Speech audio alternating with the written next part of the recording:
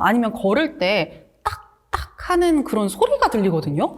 우리 인상 원장님 지금 막 웃으시는데 네. 뭐 동의하지 않으시는 건가요? 너무 동의를 해서 웃는 거.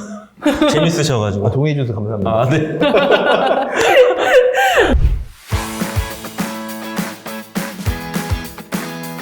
다 for 시청자 여러분 안녕하세요. 반갑습니다.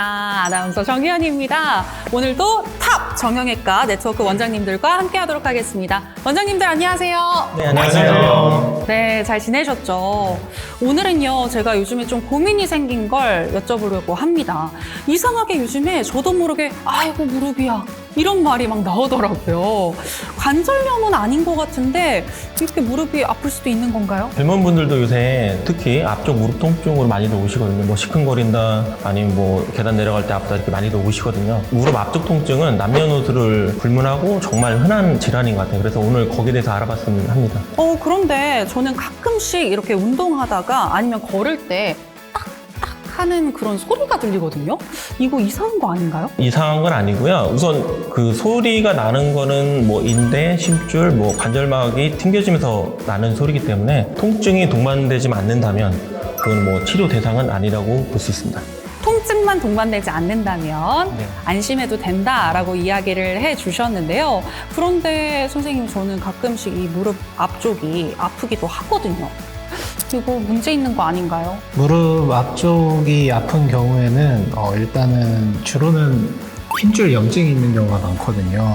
그래서 관절염보다는 대퇴사두근이 이 무릎의 앞에 덮개뼈에 붙는데 이 부분에 일단 염증이 잘 생기고 이 무릎 덮개뼈에서 또 경골 쪽으로 이제 슬개골 힘줄이 있는데 이쪽에도 힘줄 염증이 잘 생깁니다. 슬개골의 뒷면에는 연골이 덮여 있는데 네. 이 연골에 염증이 생기는 거를 슬개골 연골 연화증이라고 하거든요. 그래서 이런 질환들 때문에 네. 이제 주로 무릎 앞쪽 통증을 호소하게 됩니다. 슬개골, 연골, 연화증. 아, 이름이 정말 너무 어려운데 우리 시청자 여러분들도 이게 무슨 말인가 지금 그런 생각이 드실 것 같아요. 좀 쉽게 설명 좀 해주시겠어요? 슬개골, 연골, 연화증이 말이 되게 복잡하잖아요. 근데 네네. 굉장히 간단한 문제입니다. 설명해 주셨듯이 앞쪽 무릎에 대해서는 사실 두 가지만 딱 기억하면 되거든요. 그렇게 크게 걱정할 필요가 없다.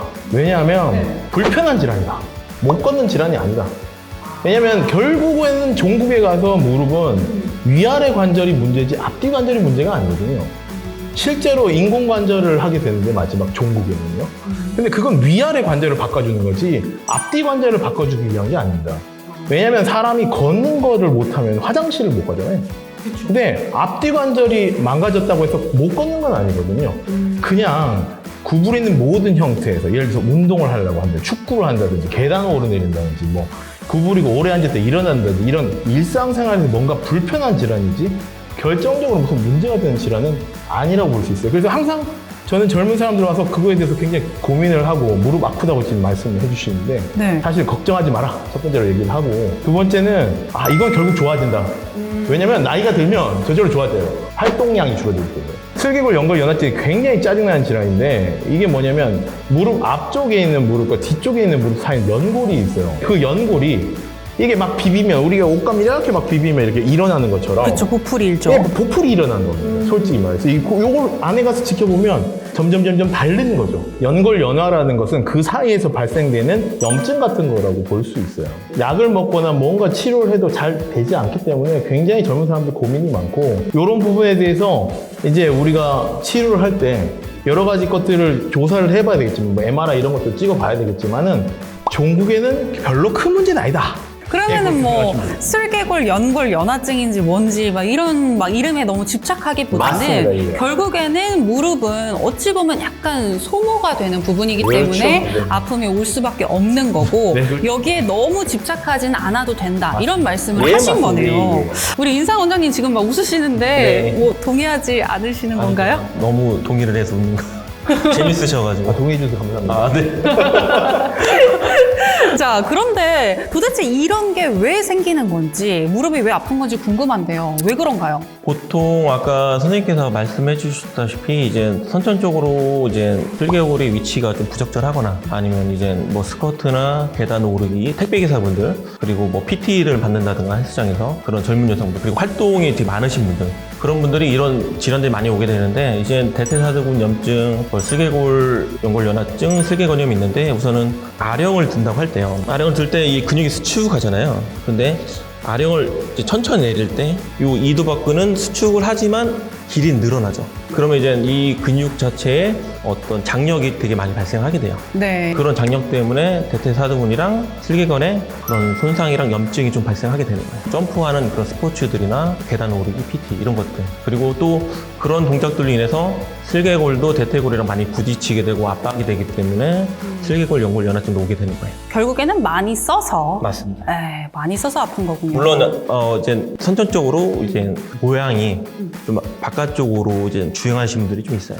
예, 그런 분들은 예외고. 네, 알겠습니다. 그럼 어떻게 진단을 내리는지도 궁금한데 진단은 어떻게 하나요? 네. 이제 가장 중요한 것은 이제 환자분의 증상 그리고 불편하신 이제 위치에 따른 진찰 소견이 가장 중요합니다. 뭐 환자분이 즐겨하는 운동, 스포츠 같은 것들, 또 불편했던 기간이 얼마나 긴지, 그다음에 통증의 위치가 어딘지가 가장 중요하고요. 그 뚜껑뼈, 슬개골이라고 얘기를 하는데 무릎 가운데 있는 이제 동그란 뼈를 기준해서 이제 발바닥 쪽으로 내려가는 힘줄이 슬개건이라고 얘기를 하고요. 네. 뚜껑뼈를 기준으로 해서 이제 머리 쪽으로 위쪽으로 올라가는 힘줄을 대퇴사두건이라고 얘기를 합니다. 운동을 이제 즐겨 하시는 분들 주로 이제 줄넘기나 뭐 점핑 동작이나 이제 스쿼팅 같은 것들 최근 들어 안 하시던 운동을 좀 새로 시작을 했다거나 최근에 운동량이 늘어나는 경우에 보통 이제 힘줄에 염증이 잘 생길 수 있고요.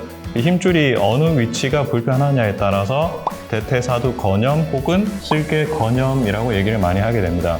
보통 슬개건염은 저희가 이제 흔히 점퍼언이라고 얘기를 많이 하고요.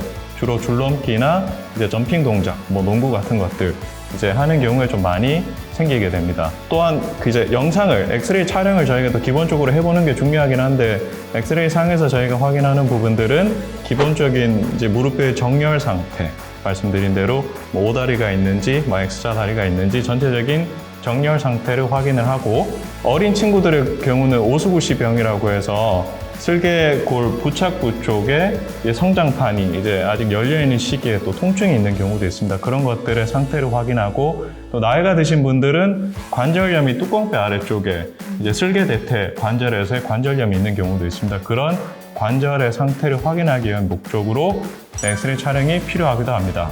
마지막으로 이제 정밀 검사 같은 경우는 이제 치료를 해도 50%가 남고 약을 주고 남는 50%, 주사를 주고 남는 50%. 그래도 아프신 분들 보통 이제 정밀 검사를 해보면 추벽이라든가 이제 연부 조직의 상태들 혹시라도 슬개골 뒤쪽에 있는 연골에 이제 손상이 있지는 않은지 확인하는 목적으로 진단이 중요하게 됩니다. 결국에는 무릎에서 통증이 좀 느껴지신다면 병원을 꼭 찾으셔서 정확한 진단을 받아보시는 게 매우 중요할 것 같습니다.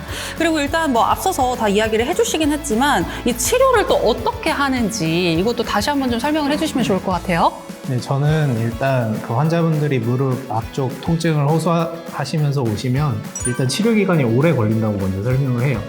왜냐하면 이게 휴식을 잘 취하고 하면 빨리 좋아질 수 있는데 기본적으로 오래 서 있거나 많이 걷는 분들이 잘 생기기 때문에 네. 그분들은 또 휴식을 잘 취하기가 힘들거든요. 그래서 네. 이제 치료 기간이 좀 오래 걸리는 건데 힘줄 염증 같은 경우는 기본적으로 염증을 없애는 치료를 먼저 해야 돼서 일단 먹는 약이나 약. 체외 충격파 치료. 체외 충격파 치료가 효과가 좋고 이 대퇴사두근이 이렇게 긴장해 있는 경우가 많아서 스트레칭도 잘 해줘야 됩니다. 그리고 연골연화증 같은 경우는 아까 말씀하신 대로 먼저 약을 먹어보고 네. 그래도 계속 아프면 연골 주사 같은 네. 이게 이제 톱니바퀴에 구리스 칠해주는 거거든요. 그래서 연골이 서로 부드럽게 미끄러질 수 있도록 그런 주사 치료를 해볼 수 있습니다. 휴식하고 스트레칭 그리고 올바른 자세가 매우 중요할 것 같은데 이 부분에 대해서도 설명을 해주시면 좋을 것 같아요. 네, 우선 환자분들한테 활동을 좀 줄이라고 우선 첫 번째 말씀드려요. 좀 다리 항상 펴고 앉으라고 얘기를 말씀드리거든요. 무릎을 이제 좀 구부리면 아무래도 대퇴사두근이 이제 좀 늘어나고 또 슬개골이 대퇴골에 압박이 되기 때문에 특히 여성분들은 앞바다리나 이런 무릎을 과굴곡하는 경우가 많잖아요. 네. 그래서 저는 이제 환자분들 항상 펴고 앉으라고 말씀을 많이 드려요. 그러면 질문이요. 그 앞바다리 있잖아요. 네. 우리나라는 이제 온돌식 문화기 때문에 앞바다리를 하는 경우가 많은데 이것도 결국 무릎에는 안 좋은 거네요? 그죠. 근데 이제 저는 이제 어차피 젊은 분들이기 때문에 일시적이라고 말씀을 드리거든요. 우선 당분간 활동을 좀 줄이고 그런 자세를 좀 피해주면 네. 통증이 줄어드는 데 도움이 될 거라고 말씀을 드려요. 네, 우선 일시적으로 좀 해보라고 좀 말씀드리고 있습니다. 네, 알겠습니다. 무릎을 항상 쫙 피는 게 중요할 것 같다 얘기를 해주셨고요. 무릎 관절 관련해가지고 스트레칭 방법도 좀 알려주시면 좋을 것 같은데 다음 시간에 한번 준비해 주시는 건 어떨까요? 알겠습니다. 네, 알겠습니다. 우리 여러분 탑4U 꼭 구독 눌러주시고요. 다음 시간에는 무릎 스트레칭하는 방법에 대해서도 소개를 해드리도록 하겠습니다. 오늘도 유익한 시간이셨기를 바라면서 저희는 다음 시간에 다시 또 돌아올게요. 탑4U 여러분 고맙습니다.